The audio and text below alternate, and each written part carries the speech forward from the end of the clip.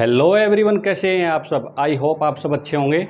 तो आज हम matrices BSc first year algebra के अंदर बड़ी इंपॉर्टेंट थ्योरम पढ़ेंगे। Theorem if A and B be two non singular matrix of same order n then A B का inverse is equal to B inverse A inverse. ये reverse खुलता है हमेशा, इसको रिवर्सल लॉ भी बोलता है। बहुत सारे होते हैं जो रिवर्स खुलते हैं, ठीक है ना। रिवर्सल लॉ उल्टा खुलता है, रिवर्स, ठीक है ना।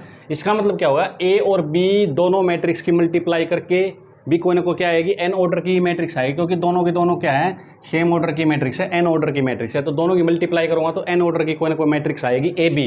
तो ए बी का इनवर्स करूंगा तो किसकी इक्वल आएगा, बी का इनवर्स निकालो और ए का इनवर्स निकालो, और B inverse A inverse, B को पहले रखना है, ए को बाद में, ठीक है ना। बी इनवर्स ए इनवर्स, ऐसे नहीं होगा ए इनवर्स बी इनवर्स, ठीक है ना। ये नॉट इक्वल आएगा क्योंकि ये अलग मैट्रिक्स होगी, अलग, क्योंकि मैट्रिक्स मल्टीप्लिकेशन क्या होता है, नॉट कम्यूटेटिव होता है। क्या होता है, नॉट कम्यूटेटिव इन जनरल, ठीक है। तो इसलिए हमेशा ये रिवर्स खुलता है। ओके, तो देखो यहाँ से तो क्या दे रखा है भाई, given since A and B two non singular matrix of order n. So अगर नॉन सिंगुलर है तो इसका मतलब क्या है, ए का डिटरमिनेंट भी क्या आएगा, नॉन जीरो आएगा, बी का डिटरमिनेंट भी क्या आएगा, नॉन जीरो आएगा, ठीक है ना। तो इन दोनों की मल्टीप्लिकेशन भी क्या आएगी, ए और बी का डिटरमिनेंट, क्योंकि दोनों रियल नंबर हैं, ठीक है ना, दोनों नॉन जीरो है। तो ये क्या आ जाएगा, ए बी का डिटरमिनेंट, ये हम जानते हैं रिजल्ट, ए बी का determinant is equal to determinant A into में डिटरमिनेंट बी होता है। तो ये अगर नॉन जीरो है तो ये भी क्या आ जाएगा, नॉन जीरो आ जाएगा। इसका मतलब ए बी का डिटरमिनेंट नॉन जीरो है, तो इसका मतलब क्या हो गया, A B is invertible, A B is invertible. Invertible का मतलब है ए बी का इनवर्स एग्जिस्ट करता है, ठीक है ना, A B is invertible and we shall prove that, ठीक है ना। क्योंकि ए बी का इनवर्स तब निकालेंगे जब तक ए बी का डिटरमिनेंट नॉन जीरो नहीं आएगा, क्योंकि ए बी का इनवर्स तब निकलेगा जब ए बी नॉन सिंगुलर आएगी, ठीक है ना। तो हमने ए और बी नॉन सिंगुलर लेके ए बी को नॉन सिंगुलर दिखा दिया, राइट। तो वी शैल प्रूव दैट ए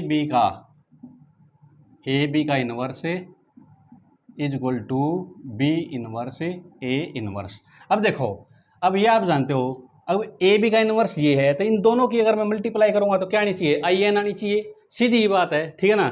अगर ए बी का इनवर्स अगर क्या आता है, ए इनवर्स बी इनवर्स आता है, तो मैं ए बी की इससे, ए बी का इनवर्स क्या है, ये ए बी का इनवर्स क्या है, बी इनवर्स ए इनवर्स। अगर मुझे ये दोनों इक्वल प्रूव करने हैं तो ए बी को मैं इससे मल्टीप्लाई करूंगा और इसको मैं ए बी से मल्टीप्लाई करूंगा, तब क्या आ जाना चाहिए, आइडेंटिटी मैट्रिक्स आ जानी चाहिए, क्योंकि ये इसका इनवर्स प्रूव करना है आपने, ठीक है ना। अगर ऐसा होता है तो ये इनवर्स आ जाएगा, अदरवाइज नहीं आएगा। तो यहाँ से क्या लेते हैं, let A B inverse A inverse. अगर ये ए बी का इनवर्स है, ये ए बी मैट्रिक्स है, ये ए बी का इनवर्स है, तो क्या आएगा, यहाँ से आई एन आएगा, ठीक है ना। ये हमने प्रूव करके दिखाना है, अगर ऐसा आ गया तो।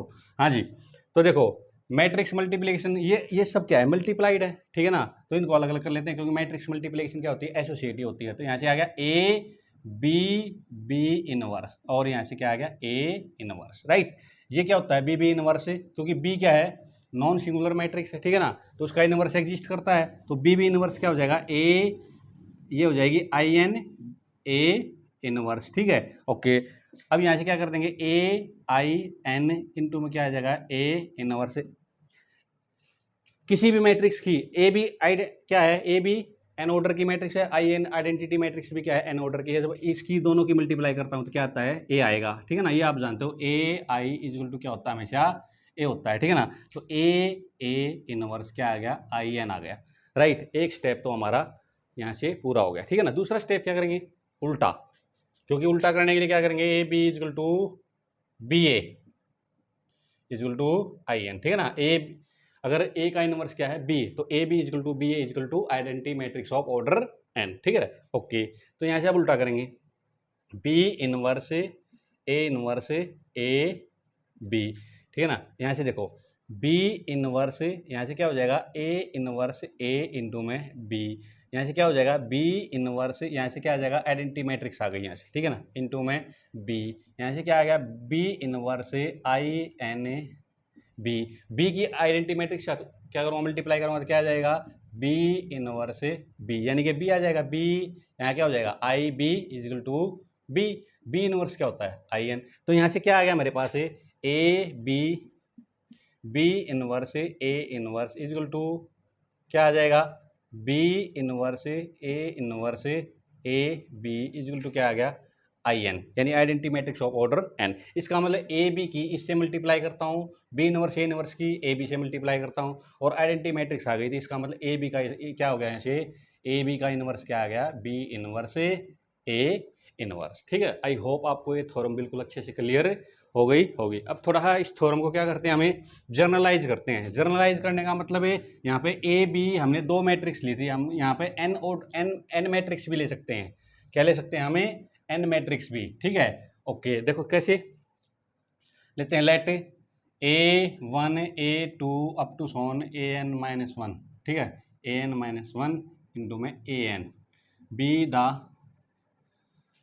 Non singular matrix of order n. तो देखो यहाँ से क्या आ जाएगा, A1 A2 up to so on an, इसका इनवर्स क्या आ जाएगा, रिवर्स खुलता है। देखो पहले ये आएगा an का इनवर्स, an-1 का इनवर्स, ठीक है ना, अप टू सोन A2 का इनवर्स, A1 का इनवर्स। ठीक है, ओके, यहाँ से ये चीज़ आ गई। एक रिजल्ट और जनरलाइज करते हैं, अगर A1 is equal to A2 is equal to up to so on an is equal to सबको क्या मान लें, a, ठीक है ना। तो यहाँ से देखो ये a इंटू में a कितने टाइम्स, n टाइम्स, ठीक है ना। तो a ये क्या हो गया, यहाँ से an मल्टीप्लाई हो क्या होगा, an का इनवर्स, यहाँ से कैसे खुल जाएगा, रिवर्स ला, सारे क्या हो गए, a हो गया, तो a का इनवर्स अप टू सोन कैसे खुलेगा, a का इनवर्स n टाइम्स खुलेगा, जैसे यहाँ से ये खुल गया, ठीक है ना। ओके, तो यहाँ से क्या हो जाएगा, ये a का इनवर्स कितने टाइम्स हो गया, n टाइम्स हो गया, कितना टाइम्स हो गया, n टाइम्स, ठीक है। तो ये हो गया a इनवर्स का n, राइट। तो यहाँ से क्या निकल के आया रिजल्ट, ये a की पावर n का इनवर्स है, ये a इनवर्स की पावर n है, ठीक है। यहाँ से क्या आएगा रिजल्ट, a की पावर n का inverse is equal to a inverse की पावर n। ये एक जर्नलाइज रिजल्ट आ गया, ठीक है ना। इसी रिजल्ट से किससे, a b का inverse is equal to B inverse A inverse, यानी कि दो को तो हम प्रूव करके दिखाएंगे, राइट, और एन के लिए क्या कर देंगे, जर्नलाइज कर देंगे। ओके, ये रिजल्ट आपको बिल्कुल अच्छे से क्लियर हो गया होगा। आई होप आपको ये थ्योरम और इसका ये जर्नलाइजेशन प्रूफ क्लियर हो गया होगा, ठीक है ना।